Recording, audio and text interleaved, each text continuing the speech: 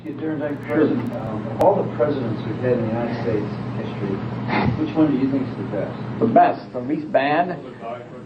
Well, I've got my favorite is Martin Van Buren. I think he was great.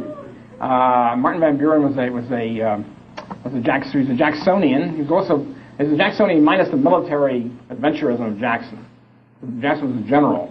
So he tended to go out and crush the Indians, crush the British, and that sort of stuff. And whereas Van Buren was pro-peace. He was a laissez-faire liberal. He was in favor of hard money, total separation of government from money, from banking, from almost everything.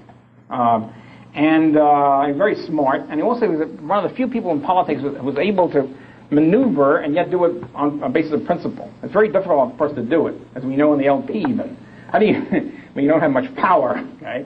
How do you maintain your principles and not sell out and all that, and yet be able to maneuver and screw your opposition and things like that? He was able to do it. It was just great. It's a marvelous role model, it seems to me, for real-world politics. I mean, see, the thing is, most of libertarian historians, when they go back, they look at Lysander Spooner and people like that. Of course, they're great. I love Lysander Spooner. On the other hand, you should also look at politicians. Were there any really good politicians who were able to maneuver within the system and make it better? Van Buren was an outstanding example.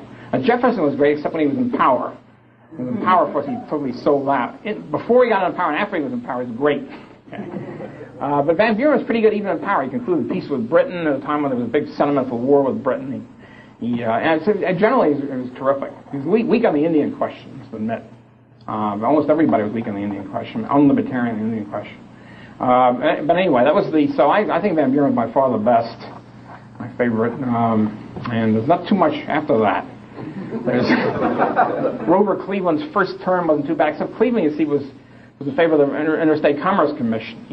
That was his big deviation. So it's a tough, it's a tough situation. I would think. I mean, in the 20th century, my favorite, of course, was Warren Harding, kind of a lovable character.